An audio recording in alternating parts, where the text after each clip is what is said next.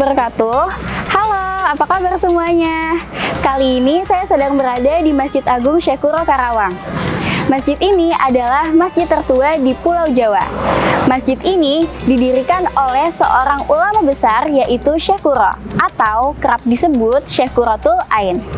Dahulu sebelum masjid ini berdiri, sebuah tajuk gede didirikan oleh Syekh Kuro sebagai tempat untuk penyebaran agama Islam. Nah, banyak sekali yang bisa kita telisih dari Masjid Agung. Jadi, mari ikuti saya.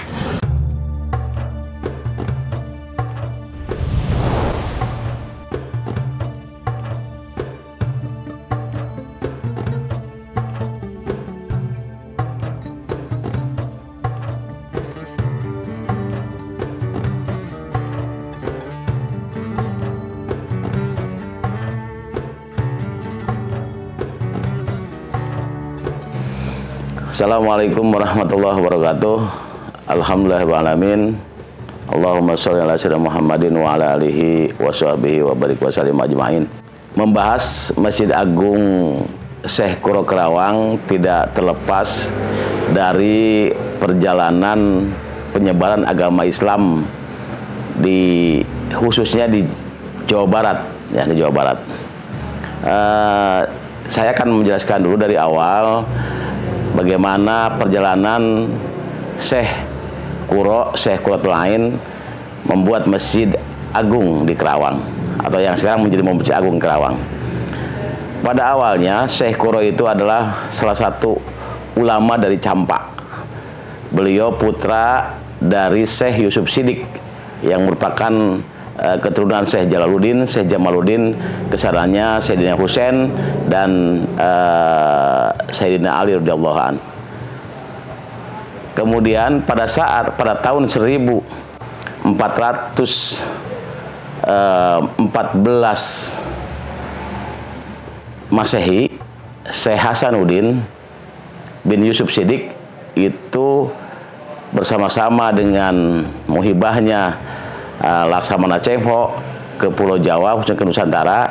Beliau bergabung di kapal Cengho dan menuju negeri Cirebon atau Carubanagari, ya.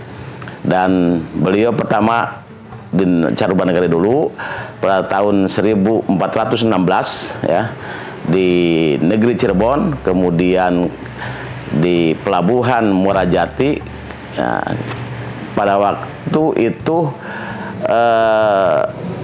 kebetulan kapal rombongan Panglima Cengho itu kekurangan air, dan kemudian di sana ketemu dengan kepala pelabuhan bernama Ki Gedeng Tapa, kemudian Cengho juga sama. Perjalanan pembuatan Masjid Agung atau dulu itu Tajuk itu diawali perjalanan dari Syekh Hasanuddin bin Yusuf Siddiq yang dibawa oleh Cengho ke pelabuhan Carubanagari di Muarajati. Waktu itu Laksamana Cengho itu rombongan kapalnya kekurangan air, maka singgah dulu di pelabuhan Muarajati. Kemudian setelah itu rombongan Cengho berangkat, ya, ke Majapahit. Nah, sedangkan Syekh Hasanuddin atau Syekh Kuro, ya, beliau mengajarkan ngaji di sana, mengajarkan agama Islam, kemudian juga mengislamkan pada waktu itu orang-orang Cirebon, ya, dan salah satunya adalah kepala pelabuhan Muarajati Ki Gedeng Tapa. Maka di Cirebon Syekh Hasanuddin disebutnya Syekh Mursyahadatillah. Kemudian 2 tahun kemudian setelah Laksamana Cengho kembali dari Pulau Jawa sebelah timur, beliau singgah lagi ke pelabuhan Muarajati dan membawa Syekh Kuro, ya, membawa ke pelabuhan Sundapura, ya, pelabuhan Karawang, yaitu pusatnya pelabuhan Karawang itu di sekitar Bunut, ya, Bunut sampai ke Tanjung Pura, ya, sampai Tanjung Pura. Karena dulu ada Tanjung Besar, pelabuhan Karawang masih lautan air pada waktu itu. Dan di pelabuhan itulah, ya, Syekh Kuro Waktu itu ada beberapa yang ikut, di antaranya salah satu anak dari kepala pelabuhan Muara Jati, Cirebon Negeri, Nyimas Subang Larang, dibawa oleh Syekh Kuro ke Kerawang. Dan disitulah Syekh Kuro di sekitar pelabuhan Kerawang, Sundapura Kerawang, mendirikan masjid, ya, sekaligus juga sebagai pusat pendidikan agama Islam, pondok pesantren untuk mengajarkan ngaji, ya, mengajarkan ngaji, sehingga pada akhirnya dibuatlah masjid yang disebut sekarang Masjid Syekh Kuro. Dulu masjidnya tidak terlalu besar, ya, masjidnya kecil, terbuat dari kayu, ukuran hanya sekitar 11 kali 11 meter, kemudian konstruksinya, bangunan atapnya pundan berundak, dan berada di sekitar pelabuhan Sundapura Kerawang. Fungsi masjid pada waktu itu tidak hanya sebagai masjid, tetapi untuk penyebaran agama Islam, juga mengislamkan orang-orang yang belum Islam. Masjid itu didirikan pada tahun 1418 Masehi, ya, atau 1340 tahun Saka. Kemudian seiring dengan perkembangannya, di situ juga ada muridnya Syekh Abdul Rahman, ya, singkat cerita, berkembanglah Islam di bumi Pajajaran. Bahkan di masjid itulah, ya, salah satu masjid tempat pertama ada pertikahan secara Muslim, itu di Masjid Syekh Kuro, ya, di Masjid Agung Kerawang, yang dulunya Masjid Sundapura, ya, Masjid Sundapura, belum ada namanya. Dan di Kerawang itulah Syekh Kuro disebut sebagai Syekh Qurratul Ain, ya, karena mengajarkan baca tulis Al-Quran, kemudian juga surah merdu, kemudian juga beliau juga banyak mengislamkan orang-orang pada waktu itu. Tahun 1418 Masehi itu masih dalam kekuasaan kerajaan Sunda Pajajaran. Dan salah satu muridnya, ya, Nyimas Subang Larang, yang merupakan anak dari kepala pelabuhan Muara Jati, ya, pelabuhan Cirebon Negeri, dipersunting oleh Raja Sunda Pajajaran Prabu Sriwangi Rahyang Jayadewata Sri Baduga Maharaja, dan pertikahannya pun di Masjid Sundapura pada waktu itu. Dan berikutnya, ya, perjalanannya setelah Syekh Kuro, kemudian nambah tua, di penerusnya ada Syekh Abdul Rahman sebagai khodim dari masjid itu, Syekh Abdul Rahman, dan dimakamkan di sekitar Masjid Agung Kerawang, yang sekarang namanya Masjid Agung. Kemudian perjalanan berikutnya pada tahun 1635 Masehi, ketika zaman kekuasaan Mataram, Karawang di bawah kekuasaan Mataram. Sumedang Larang menyatukan diri kepada Mataram, dan Karawang di bawah kekuasaan Mataram. Kemudian pada waktu itu bupatinya Adipati Singaperbangsa, Sultan Agung Mataram, ya, Raden Haryo-Krakusuma, Senopati Ingalaga Panatagama gelarnya. Beliau juga mengunjungi Masjid Sundapura yang pada waktu itu masih ada pelabuhannya. Setelah pada peperangan dengan Batavia, dengan company, ya, dengan tentara Belanda, itu dimenangkan oleh tentara Mataram, dan Kerawang menjadi pusat logistik pada waktu itu pertanian. Maka Sultan Agung datang ke Kerawang melihat peninggalan Syekh Kuro, ya, Syekh Qurratul Ain, khususnya Masjid Agung Syekh Kuro. Dan pada waktu itu beliau datang, maka Masjid Sundapura pada waktu itu yang pertama menamakan Masjid Agung itu sesungguhnya adalah Sultan Agung, ya, Sultan Agung Mataram, Raden Hanyakrakosuma Senopati Ingalaga Panatagama. Diberilah nama bahwa ini Masjid Agung, ya, karena berada di negara Gungkilen, negara Sultan Agung ada di sebelah kulon itu. Dan diminta kepada Adipati Singaperbangsa untuk menjaga dan merenovasinya, dan terjadi perbaikan Masjid Agung pada waktu itu tahun 1635 oleh Adipati Singaperbangsa. Pada tahun 1700 1753 ya, pada waktu itu Bupati Kerawang Raden Muhammad Soleh atau disebut Dalem Serambi Masjid karena beliau dimakamkan pada waktu di Serambi Masjid ya. Juga memperbesar masjid ya, tidak 11 meter tetapi diperbesar ya, diperbesar ke sebelah selatan ya maupun ke sebelah utara ya. Jadi dan tempat wudunya juga pada waktu itu dibuat direhab, diperbaiki. Jadi itu dibangun oleh Raden Muhammad. Kerawang bergejolak pada waktu itu, bergejolak tahun 45. Kerawang, Purwakarta, Subang, Bekasi masih bersatu ya, dan ibu kota Kerawang berpindah-pindah ya. Ada di Subang, ada di Purwakarta. Kemudian tahun 52 pada waktu itu Kerawang sudah menjadi kabupaten tersendiri berdasarkan Undang-Undang 14 tahun 50 pembentukan kabupaten di Jawa Barat. Nah, ada Subang, ada Kerawang, ada Purwakarta.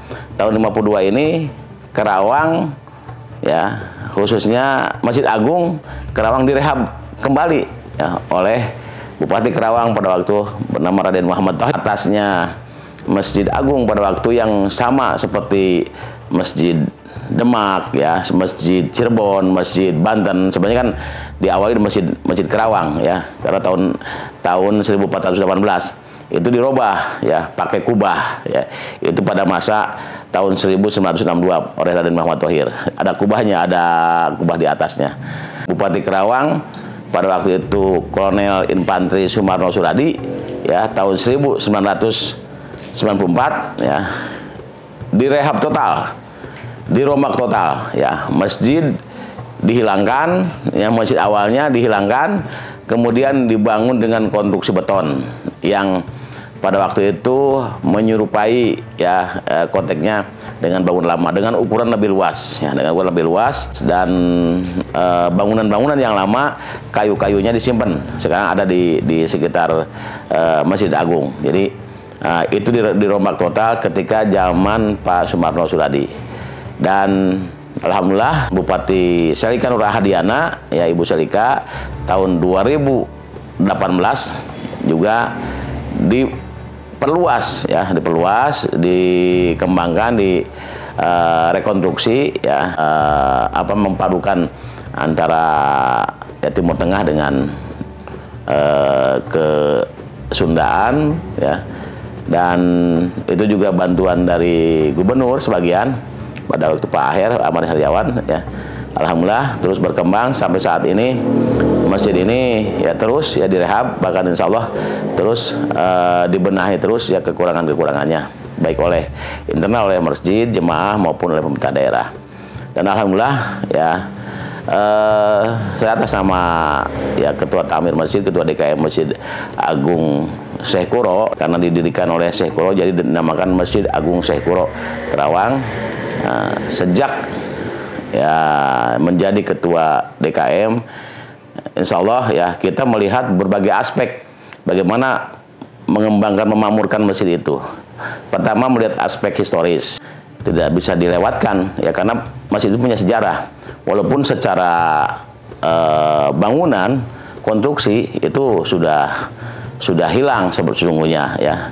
Sudah hilang, sudah tidak ada bangunan-bangunan yang lama ya, tidak seperti Masjid Demak, Masjid Ampel ya, atau Masjid Cirebon ya, tapi Kerawang masjidnya sudah hilang, tapi hanya ada kayu-kayunya yang bekas peninggalan kayunya, tapi punya nilai historis ya, walaupun itu bukan cagar budaya ya, cagar budaya.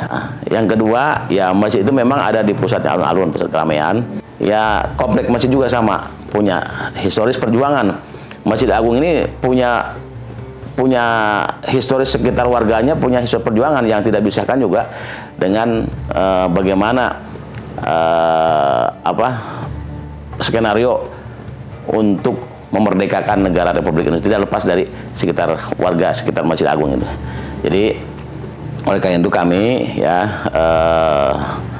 bersepakat dengan para jemaah. Jadi bagaimana memakai masjid sebagai satu tempat, masjid sebagai masjid yang berorientasi kepada destinasi wisata. Jadi orang bisa datang ke masjid ya, bisa wisata ziarah, kemudian juga yang ketiganya tawasul, wisata religi, ya, dan ya bisa suasananya. Saya kira beda kalau ke Masjid Agung, suasana beda lah. Kalau riadoh ataupun tawasul, hadoroh, itu di Masjid Agung suasana hatinya akan beda, ya. Kedua juga masjid itu insya Allah akan menjadikan masjid layak anak, ya, layak anak. Sekarang kan daripada ke mall, ya. Ya, jadi anak-anak diperkenalkan masjid, atau orang tuanya sholat, ya, orang tuanya sholat, misalnya sedang perjalanan, ya, orang tuanya sholat, anaknya bisa bermain. Kita juga itu masjid ramah anak, dan termasuk kita insya Allah akan melayani jemaah, ya, ya, dengan berbagai upaya, walaupun banyak sekarang terus kita mengupayakan, ya, karena memang seiring dengan masih sekitar masjid ini sedang dibenahin. Insya Allah juga tahun ini alun-alun akan dibangun juga, ya, oleh Pak Gubernur dan Pemerintah Jawa Barat. Ya, insya Allah seiring dengan perkembangan itu juga akan pembenahan sekitar Masjid Agung ini. Dan kegiatan-kegiatan sekira kegiatan di bidang riayah, imaroh, idaroh ini sudah berjalan, ya, sudah berjalan. Nanti teman-teman jadi dari ketua bidang akan juga menyampaikan. Yang jelas kita insya Allah, ya, masjid yang dulunya jam 11 udah tutup, sekarang 24 jam, ya. Jadi bisa bebas iktikaf, bisa juga jarak, tapi juga tertib. Saya kira ada petugas. Saya kira itu sekilas tentang Masjid Agung Karawang atau Masjid Agung Syekh Kuro.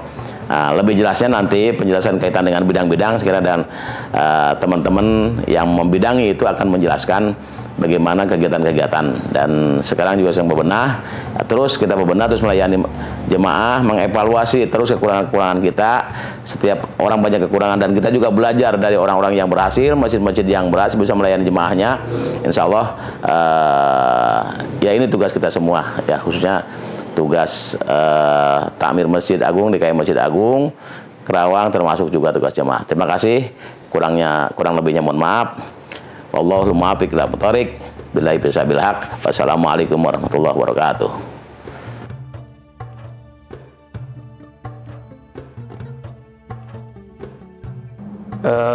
Masjid Agung ini masjid yang sangat bersejarah.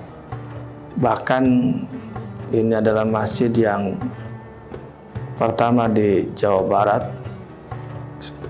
titik asal mula penyebaran Islam. Karena itu misi atau visi kita adalah membuat Masjid Agung Karawang ini sebagai pusat destinasi religi terdepan di Jawa Barat.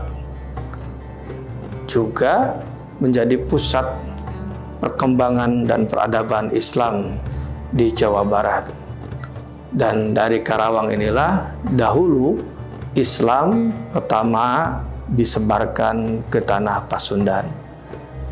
Semoga ke depan masjid ini benar-benar terwujud menjadi destinasi wisata religi yang terdepan dan luar biasa. Tentunya kita akan membuat masjid ini senyaman mungkin bagi siapapun, bagi anak, lansia, dan disabilitas. Semuanya difasilitasi dengan baik di masjid ini. Insya Allah ibadah nyaman, aman, dan tentram.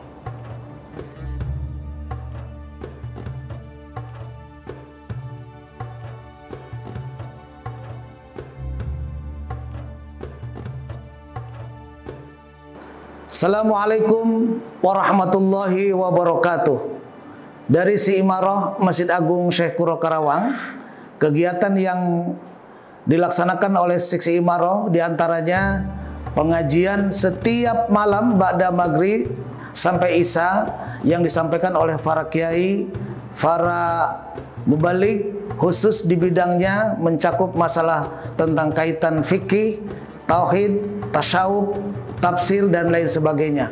Selain daripada itu, juga kegiatan-kegiatan menyambut hari-hari besar Islam seperti Maulid, Isra Mi'raj, Nuzul Quran, dan lain sebagainya. Ditambah juga kegiatan pengajian oleh remaja ada kaitan dengan tilawah Al-Quran, kemudian juga qiraah sab'ah yang disampaikan oleh qori yang sudah mempunyai prestasi di bidangnya, yang menjadi juara internasional. Itu saja yang saya sampaikan. Terima kasih. Assalamualaikum warahmatullahi wabarakatuh.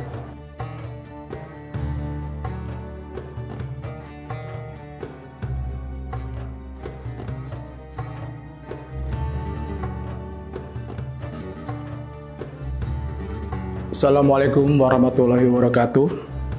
Saya Ketua Bidang Riayah DKM Masjid Agung Karawang, yang dibantu oleh 3 komponen, yaitu petugas dari merbot, keamanan, dan perparkiran. Adapun salah satu tugas daripada merbot adalah menjaga kebersihan dan kerapihan seluruh atau sekitar area Masjid Agung Karawang, serta menjaga perlengkapan atau inventaris barang di Masjid Agung dengan tetap berfungsi dengan baik.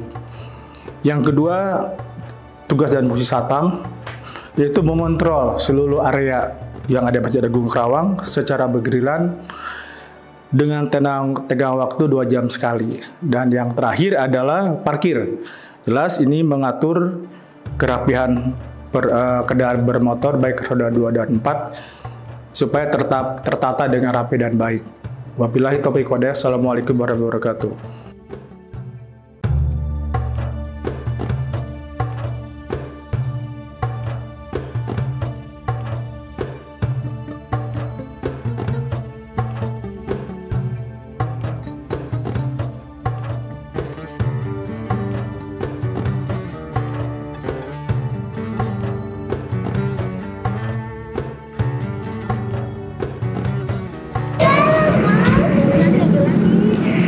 Masjid Agung Syekuro telah mengalami renovasi sebanyak 3 kali, dimulai dari Bupati pertama Karawang, yaitu Bupati Adipati Singaperbangsa. Masjid ini sedang mengalami proses renovasi yang dilakukan oleh pemerintah Karawang, dan juga ada keterlibatan dari pemerintah daerah Jawa Barat. Demikian jelajah masjid di episode kali ini. Saya Nyimas Tiffany Juliana Muklis undur diri dari hadapan Anda. Wassalamualaikum warahmatullahi wabarakatuh.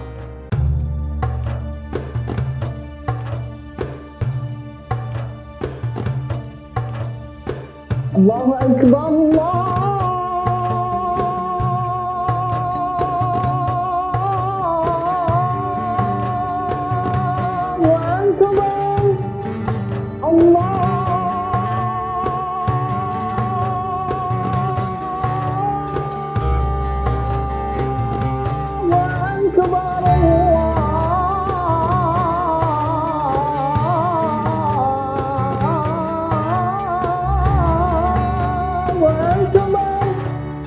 Allahu Akbar.